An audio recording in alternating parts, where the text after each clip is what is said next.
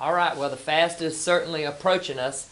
It will begin this Sunday. It's part of the 90-day challenge. But I want to take a few moments and over the next few days send you some video updates to help further explain what the fast is all about, what your expectations are. And it comes from Daniel chapter number 10, where Daniel said he ate no pleasant bread, neither did flesh enter his mouth, nor wine. And so we take that to believe that we should eat fruit, veggies, and water for 21 days. Cook the fruit, cook the veggies, eat them raw, whatever way you want to do it to complete a 21-day Daniel fast. Now here's what's important. You should be spending that time when you're hungry, when your stomach growls. That should let you know that it's time to pray. And so that's what a fast is all about. The fast is not about doing away with food unless you're doing away with food for spiritual purposes, which is the definition of a fast. So during this fast, you should be getting closer to God. And remember, God told us if we'll draw close to Him, He'll draw close to us. And so over the next 21 days, beginning this Sunday, January the 4th, we will be doing a Daniel's fast. You certainly need to begin spending more time with God.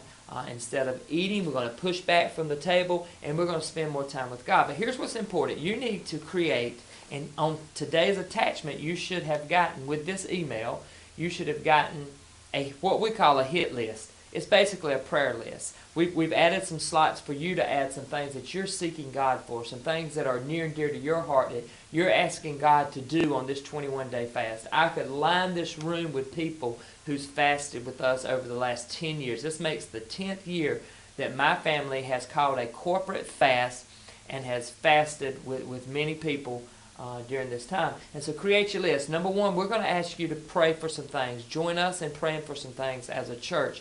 Certainly we're praying for salvation. The number one thing on your list that you're going to see in this attachment is salvation. We are praying that God will send us people that are far from Him, that do not know Him, that need Him as Savior. And certainly that's our number one fasting goal. Number two, we're going to ask you to fast for our Rockingham ministry. We are believing that God is sending us to North Carolina. God has already got the building. God is waiting on us.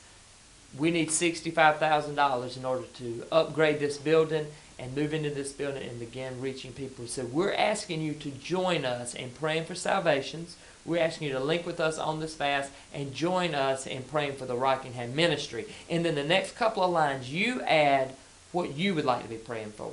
You add the things that are near and dear. Maybe you want to pray for your spouse, or maybe you need to pray for your children. Maybe you're desiring a new home. I know some folks that fasted last year for a new home. Guess what? They just moved in it last week. I could go on and on and on and tell you. I could tell you some people that prayed years ago for children, and God blessed them with a pregnancy. So you join us as we fast this year. Write down the things that you're believing God for, things that you need God to answer in your life, and just watch what God is going to do during this 21-day fast.